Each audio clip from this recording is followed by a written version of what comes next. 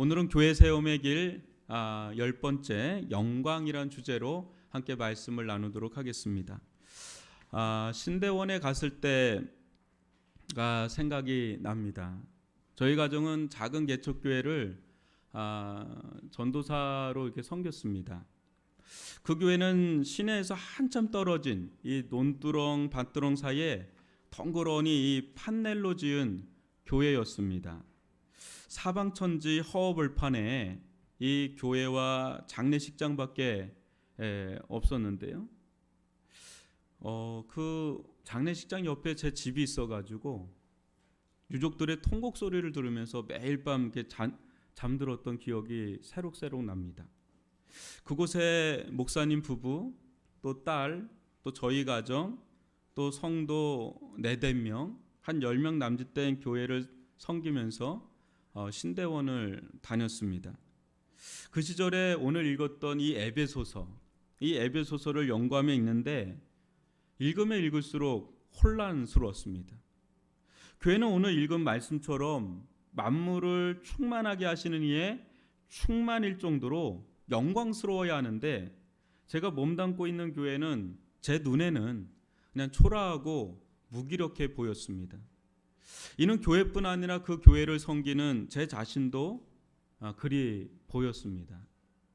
주중에는 신대원에서 기숙생활을 하였는데 당시 같은 반 전도사님들은 전국 각지에서 교회들을 섬겼습니다. 그중 이름만 대면 알만한 교회를 섬기던 전도사님들이 있었는데 때깔부터 달라 보였습니다. 뭐 말을 해도 얼마나 그 교회 자랑을 하는지, 또 얼마나 사례비를 받는지 이런 얘기하면 비교가 되고 한없이 부럽고, 그런 교회는 보기만 해도 영광스러워 보였습니다. 이런 상태로 에베소서를 보고 또 현신교회를 보니까 교회들마다 격차가 너무 크고 그래서 혼란스럽고 갈등했던 그런 시절이 있었습니다. 여러분, 교회는 정말 영광스럽습니까? 교회 사이즈에 상관없이, 교회의 상황과 형편에 상관없이 교회는 정말 여러분 영광스럽습니까? 분명 성경은 교회는 그 교회가 어떠하든지 간에 영광스럽다고 하는데 왜 내 눈에는 그렇게 보이지 않나? 이것이 신대원 시절 내내 제 신앙의 화두였습니다. 필립 얀시는 그의 책 교회 나의 고민 나의 사랑에서 청년 시절 교회에서 받은 상처로 교회를 떠났다고 합니다. 그는 모태신앙으로 어릴 적부터 이렇게 배웠다고 합니다. 교회는 그리스도의 몸이며 성도 자체라고 말이죠. 신앙생활에서 가장 소중한 곳이 교회라고 말이죠. 그러나 현실은 반대였다고 합니다. 만나고 싶지 않은 사람들만 교회에 모아둔 것 같은 실망의 장소, 패배의 공터로 여겨졌다 합니다. 그러나 교회를 떠나니 하나님의 은혜도 떠나게 된 것을 뒤늦게 깨닫게 됐다고 합니다. 그는 말합니다. 한동안 교회를 떠났다. 그런데 나의 불행은 그제서야 다가왔으니 위선의 껍질을 던진 줄 알았는데 신앙이라는 제일 중요한 속 내용까지도 던져버린 것이었다. 목욕물이 더럽다고 욕조의 아기까지 버린 꼴입니다. 교회에 말도 많고 탈도 많지만 교회는 영광스러운 줄 믿습니다.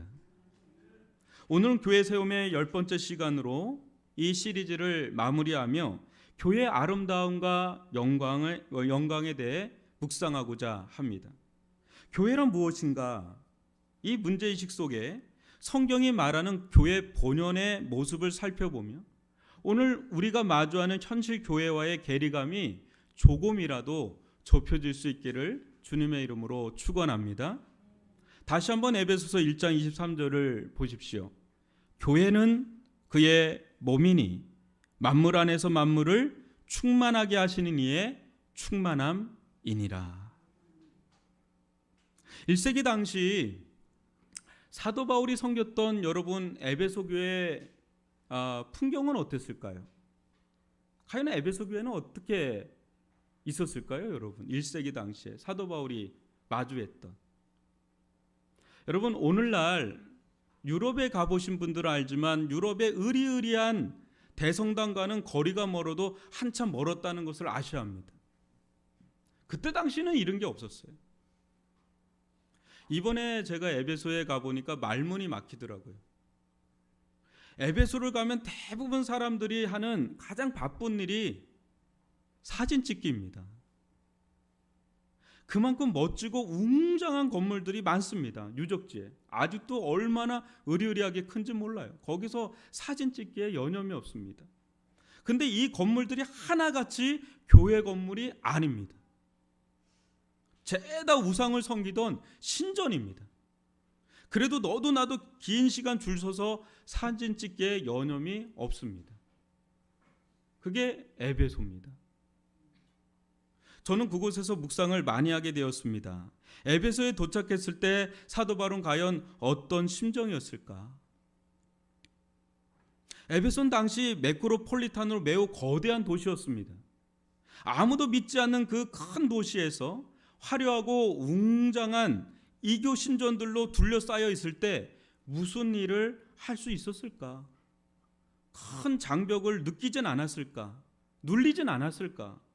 전도한 몇 사람들이 모인 조그마한 가정집에서 교회를 하는 상황에 주눅들진 않았을까? 세상의 으리으리한 그 신전과 비교를 할 때 너무 비교가 돼서 그렇게 자신감도 떨어지고 그렇게 하진 않았을까?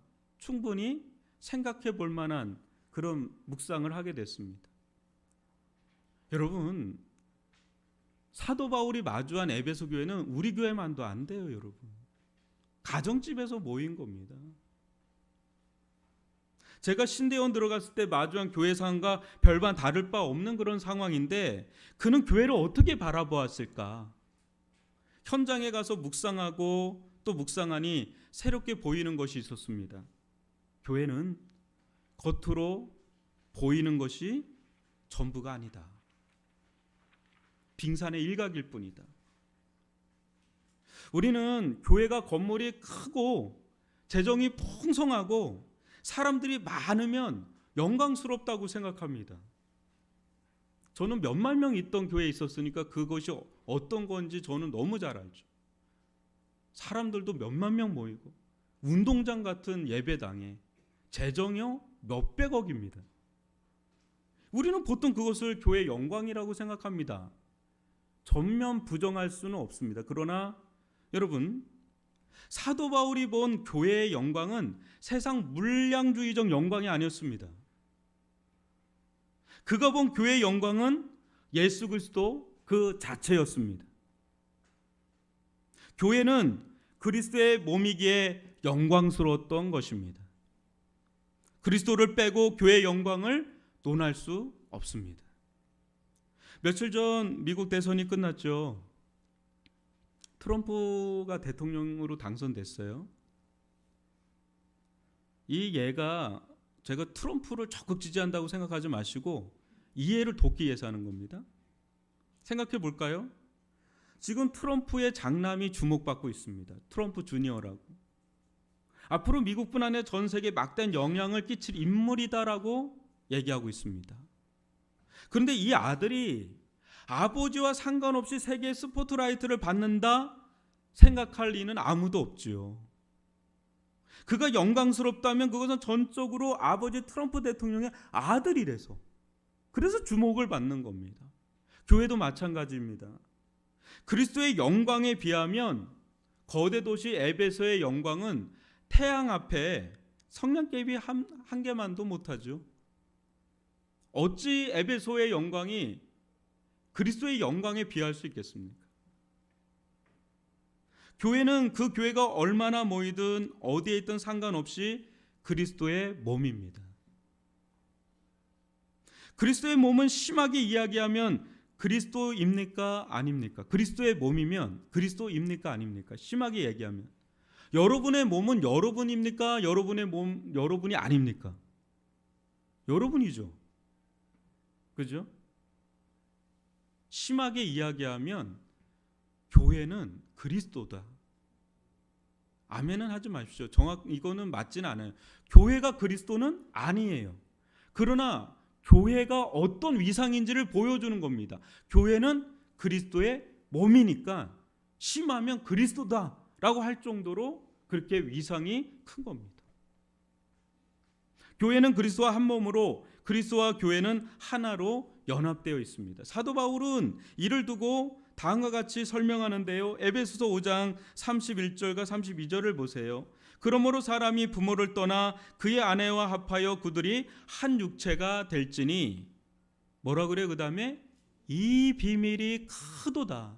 나는 그리스도와 교회에 대하여 말하노라 합니다. 부부관계를 놓고 이 비밀이 크도다 하면서 그 속에는 뭐가 담겨 있다고요? 그리스도와 교회와의 관계가 담겨 있다. 여러분, 남자와 여자가 부부가 된다고 정말 한 몸이 됩니까? 물리적으로 육체적으로 하나가 될 수 있습니까? 그거 불가능하죠. 말도 안 되죠. 근데 성경은 뭐라 그러죠? 부부는 한 몸이라 합니다. 한 몸이라. 왜 그런 겁니까? 아담의 옆구리에서 하와가 나왔기 때문이죠. 하나라는 거예요. 그래서 마찬가지로 그리스도의 피 흘린 옆구리에서 나온 존재가 누구입니까? 교회입니다. 그래서 하나입니다. 그리스도와 교회는 놀라운 신비 속에 한 몸을 이루고 있습니다. 부부와 같은 운명 공동체입니다. 그리스도와 우리는. 그러기에 그리스도가 영광스럽다면 그와 한 몸인 교회 또한 어떻습니까? 남편이 영광스럽다면 아내 또한 어떻습니까? 이 예도 제가 적절한 예인지 모르지만 트럼프의 와이프가 됐다는 이유로 퍼스트 레이디. 굉장한 거죠. 같은 운명 공동체죠. 같은 급으로 보잖아요. 남편과 아내를 같은 급으로 보잖아요. 교회는 그리스도로 인해서 그래서 영광스럽다는 겁니다. 사도 바울은 땅의 시선, 세상의 시선, 사람들의 시선으로 교회를 보는 것이 아니라 하늘의 시선으로, 하나님의 시선으로 교회를 지금 보고 있습니다. 그때 에베소 거대한 신전 앞에서도 조금도 주눅들거나 의기소침하지 않습니다. 오히려 우상숭배로 가득 찬 도시를 향해 거룩한 분노가 일어났습니다. 그런 가운데서도 그 땅 가운데 세워진 그리스도의 전신인 교회인이 얼마나 아끼고 사랑하며 영광스럽게 여겼는지 모릅니다. 여러분, 교회는 예수 그리스도의 몸입니다. 그래서 그 가정집에서 몇 명이 모였는데 바울은 엄청난 교회의 영광을 노래하고 있습니다. 이걸 우주적 영광이라고 부릅니다. 그게 에베소서입니다. 제가 이게 너무 씨름이 되는 거예요. 그는 그 작디 작은 교회를 보면서도 이 영광을 받는데 왜 나는 그걸 보지 못하는가? 그게 제 신앙의 고민거리였습니다. 여러분 한 사람 한 사람도 너무나 영광스럽고 그렇게 모여있는 교회는 하나님 보실 때 너무너무 영광스러운 교회인 줄 믿습니다. 여러분, 다시 한번 질문합니다. 교회는 무엇입니까? 교회의 영광은 무엇입니까? 다시 한번 1장 23절 볼까요? 교회는 그의 몸이니 만물 안에서 만물을 충만하게 하시는 이의 충만함이니라. 교회는 우리가 생각하는 교회 크기에 상관없이 사이즈를 측량할 수가 없다는 거예요. 충만하니까. 보십시오. 교회는 만물 안에서 만물을 충만하게 하시는 이의 충만함이 있는 곳이라고 합니다. 여기 만물 안에서 만물을 충만하게 하시는 이는 누구일까요? 예수 그리스도이십니다. 사도 바울은 지금 십자가에서 죽으신 예수를 소개하고 있는 것이 아닙니다. 부활승천하여 하나님 보좌 우편에 앉아 계신 영광 중에 계신 예수 그리스도, 하늘과 땅의 모든 권세를 가지신 예수 그리스도를 이야기합니다. 이 예수는 만물 안에 임재해 만물을 영원토록 충만하게 하시는 충만하신 하나님이십니다. 여기서 충만은 지속적 충만입니다. 끝이 없는 무한대로 확장되는 충만임, 그걸 얘기하는 겁니다. 플레로마, 끊임없이 확장되는 충만, 무한대, 영원토록. 예수님은 무한한 충만이기에 이 충만의 덕을 끊임없이 덧입는 온 우주 만물, 즉 영의 세계와 물질의 세계 모두 계속적인 충만으로 나아간다고 하는 그 이야기를 하고 있는 겁니다. 신비죠. 그런데 이 예수의 충만함이 가득 찬 곳이 이 땅 가운데 어디라고요? 교회다. 아멘. 여러분, 이게 믿겨지십니까? 교회는 정말 그리스도의 충만으로 가득 찬 그런 곳입니까? 아님. 어느 때는 세상보다도 못한 어떤 결핍투성이, 오류투성이, 허물투성이, 천덕꾸러기 막 이렇게 보입니까, 여러분? 솔직히 이야기할까요? 여러분, 어느 때 교회는 정말 영광스럽게 보입니다. 그러나 세상 사람들은 어느 때 우리를 천덕꾸러기 취급할 때가 있고, 또 어느 때는 끊임없는 결핍과 오류와 허물이 또 나타나는 게 우리 현실교회의 모습들입니다. 과연 이런 교회를 두고 그리스도로 충만한 곳이다 이렇게 말을 할 수 있을까요? 영광으로 충만한 곳이다 이렇게 말할 수 있을까요? 어느 때 우리는 이런 얘기를 듣죠. 교회가 왜 이 모양 이 꼴이야? 교회가 왜 이래? 이 교회는 또 왜 이래? 우리는 교회를 판단할 때가 많습니다. 작으면 작은 대로 판단하고 크면 큰 대로 판단합니다. 판단하지 않는 것은 판단하는 자신밖에 없습니다. 자신도 교회이면서 말이죠. 어느 목사님이 오랫동안 미국 인디언들을 선교했다고 합니다. 처음 선교한 인디언은 내비게이션에 잘 나오지 않는 오지 중에 오지에 있었다고 합니다. 그런데 그곳에 한 인디언 목사님이 선교해 달라는 요청을 해서 찾아갔다고 합니다. 교회 주소를 찍고 찾아갔는데 아무도 없더랍니다. 그 주변을 탐색하다 발견한 작은 편말에 무슨 교회 라고 써 있어서 가보니 작은 오두막 하나 있더랍니다. 그곳에 맹인 인디언 목사 부부가 서 있었다고 합니다. 그 두 사람만이 그곳의 교회였습니다.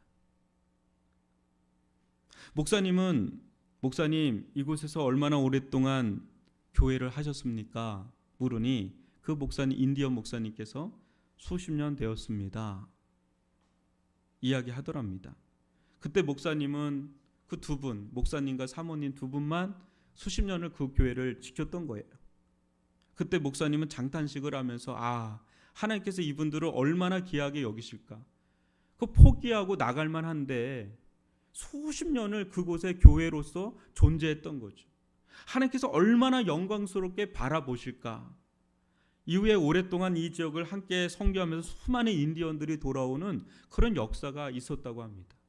사랑하는 성도 여러분, 교회가 아니면 우리가 어디서 그리스도의 충만한 복음을 들을 수 있습니까? 여러분, 이 세상 가운데 교회가 다 사라진다면 그리스도의 복음을 들을 수 있는 자리가 어디 있겠습니까? 교회가 아니면 어디서 완전한 구원을 받을 수 있으며 은혜를 받을 수 있으며 성령을 받을 수 있습니까? 여러분, 이 모든 것은 교회가 아니라 그리스도로부터 흘러나오는 것이지만 교회가 아니고서 우리는 그리스도를 들을 수가 없고, 그리스도를 들음으로 말미암아 우리는 믿음을 덧입고 은혜를 덧입고 성령을 받고 구원을 받고 하나님 나라로 들어가고 풍성한 진리의 말씀을 들을 수 있는 것은 교회입니다. 여러분, 차가 있어요. 차를 굴러가게 하는 것은 기름입니다. 그러나 차는 어디를 가야 되죠? 주유소를 가야 됩니다. 주유소를 가서 기름을 받아야 우리는 계속해서 차를 운행할 수 있듯이 교회가 그리스도는 아닙니다. 교회가 모든 것을 실질적으로 줄 수는 없습니다. 그러나 교회를 통하여 기름이 되는 그리스도가 교회를 통하여 여러분들에게 믿음을 주시고 은혜를 주시고 말씀을 주시고 복음을 주시고 구원을 주시고 영생을 주시고 이 모든 좋은 것들은 교회를 통해서 이 세상 가운데 흘러가는 줄 믿습니다. 그래서 교회는 이 땅 가운데 가장 그리스도로 충만한 곳이 교회입니다.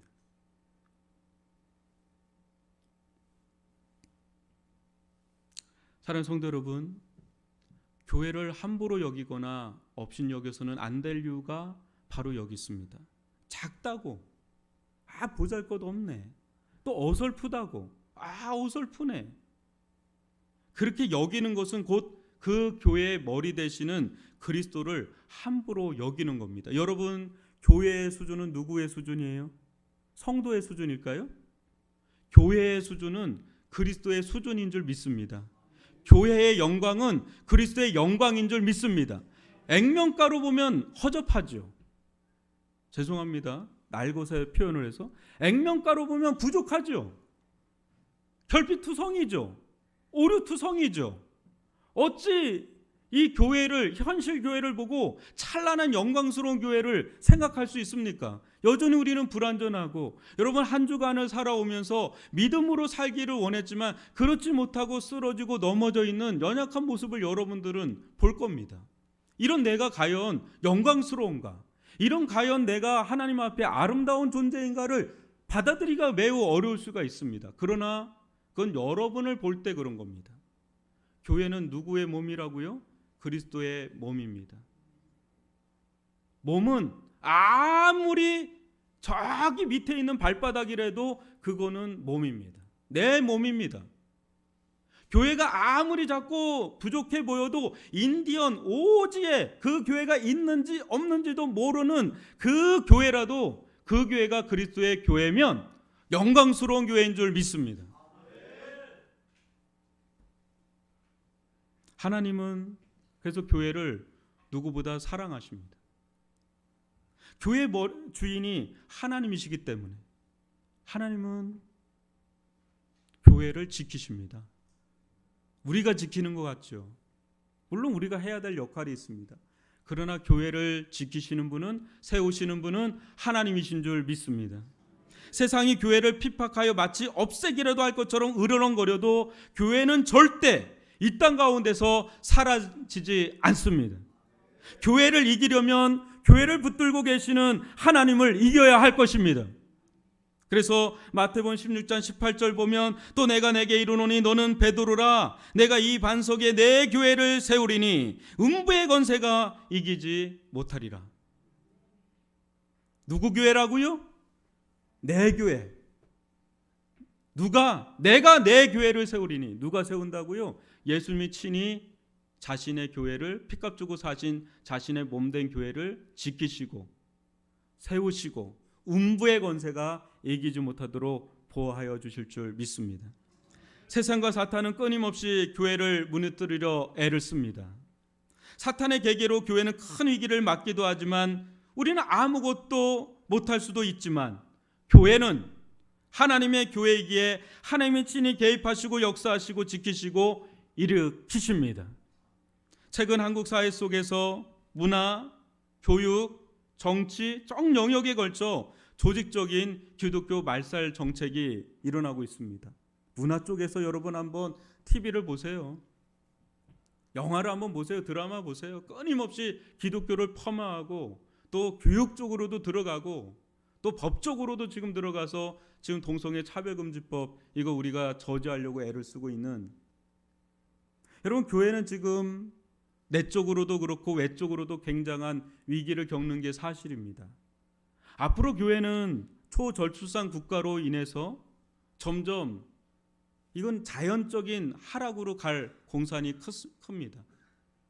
여러분 앞으로 조국 교회가 어떻게 될지는 아무도 모릅니다.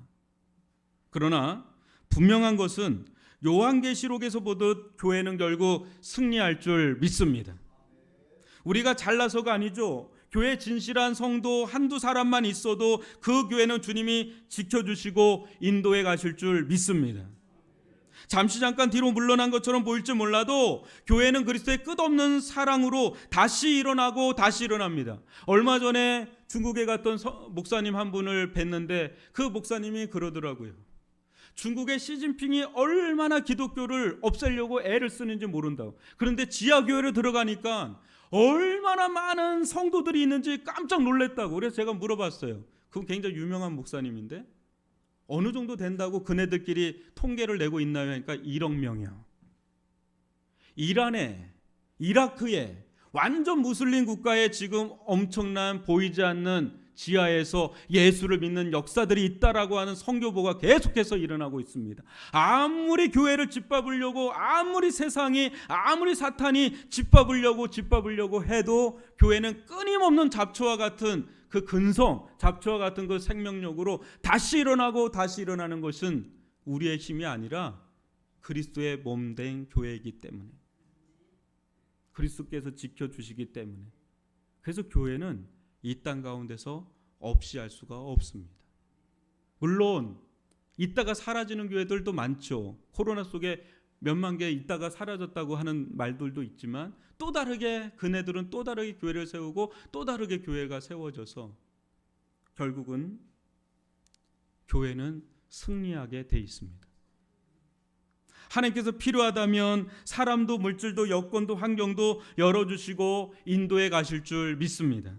그러니 사랑하는 성도 여러분, 교회만이 가지는 그리스도의 영광의 충만과 아름다움을 마음껏 누리시고 세상에 주눅들지 않고 당당하게 설 수 있기를 주님의 이름으로 축원합니다.